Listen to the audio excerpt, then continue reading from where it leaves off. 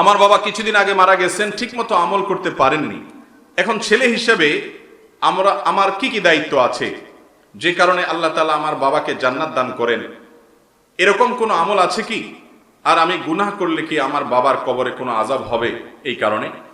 ভাইরা আমার, আপনি নিজে নেককার হন, আপনার বাবার কবরে আল্লাহ তাআলা জান্নাতের সাথে কানেকশন করে দেয়। এটা যদি চান তাহলে আপনার নিজেকে নেককার হতে হবে, ভালো হতে হবে। কারণ নবী আলাইহিস সালাম বলেছেন, মানুষের মৃত্যুর পর তার সমস্ত আমলের দুয়ার বন্ধ হয়, সে আর আমল করতে পারে না। তবে তিনটা আমলের ধারা এর সওয়াব তার আমলনামায় যেতে থাকে এবং মৃত ব্যক্তি উপকৃত হতে থাকে।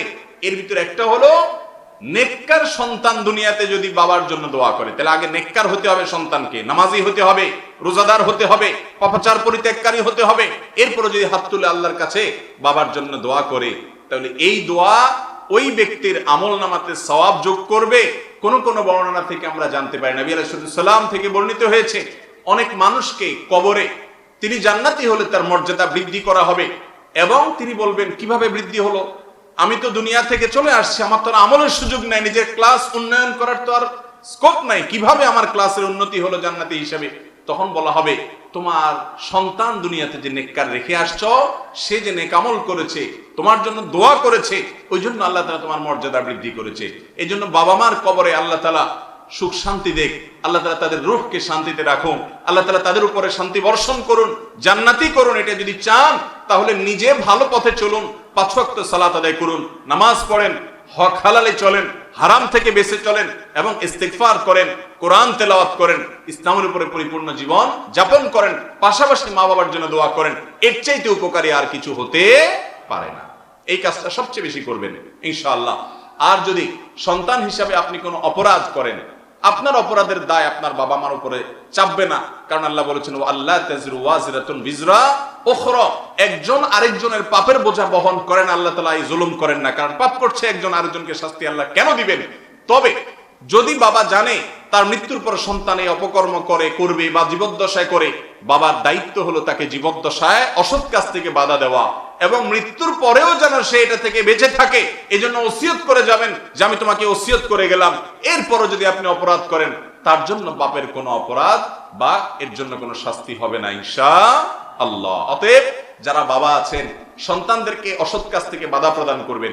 অনেক মুরব্বীরা আছেন, মসজিদে প্রথম কাতারে এসে নামাজ পড়েন, মাশাআল্লাহ, সবই ঠিক আছে, দাঁড়িয়ে রাখেন, কোরআন তেলাওয়াত করেন, দ্বীনের কাজ করার চেষ্টা করেন অনেক, কিন্তু নিজের ছেলেটা নামাজ পড়ে না, মেয়েটা পর্দা করে না, পরিবারের সদস্যরা দ্বীনের উপরে চলে না, তাদের কপালে ভাঁজটা পর্যন্ত পড়ে না, তারা এগুলো দেখেও না দেখার ভান করে। ছেলে মেয়ে তারা যদি দ্বীনের পথে না আসে, এর জন্য মা বাবাকে জবাবদিহি করতে হবে। কারণ মা বাবার উপরে কর্তব্য হলো তাদের অধীনস্থদেরকে দ্বীনের পথে পরিচালিত করতে সহযোগিতা করা। অনেকে আছে শুধুমাত্র সারাদিন ঘেউ ঘেউ করে, শুধুমাত্র আচরণ খারাপ করে নামাজ পড়া না দেখে, এটা হবে না। তাদেরকে গরমে নরমে বিভিন্ন ভাবে বোঝাতে হবে, দরদ দিয়ে, মায়া দিয়ে, স্নেহ দিয়ে, ভালোবাসা দিয়ে, চোখের পানি ফেলতে হবে। অনেক মা পৃথিবীতে আছেন যাদের সন্তানরা হেদায়েতের উপরে ছিল না। আমাদের পরিচিত অনেক বন্ধু বান্ধব আছেন, বাংলাদেশের প্রখ্যাত ব্যক্তিবর্গ আছেন, এক নামে আপনারা সবাই চিনবেন, হেদায়েতের উপরে ছিলেন না, কিন্তু মায়ের চোখের পানি এত ফেলেছেন, আল্লাহ তাআলা সেটাকে বৃথা যেতে দেন নাই। আল্লাহ তাআলা হেদায়েত দিয়েছেন, এখন বড় দায়ী হয়েছেন। অনেক দৃষ্টান্ত আমাদের সামনে আছে, আমি কারোর নাম উল্লেখ করতে চাই না। এজন্য মা বাবারা সন্তানের জন্য সেই চেষ্টা করতে হবে। যদি না করেন এবং আপনি তাকে বিপদগামী হতে নীরব থেকে এক রকমের সমর্থন জুগিয়ে থাকেন, তাহলে মনে রাখবেন এর দায় আপনাকেও মৃত্যুর পরে বহন করতে হতে পারে। আল্লাহ তাআলা আমাদের সবাইকে সাবধান হওয়ার তৌফিক দান করুন, সতর্ক হওয়ার তৌফিক দান করুন।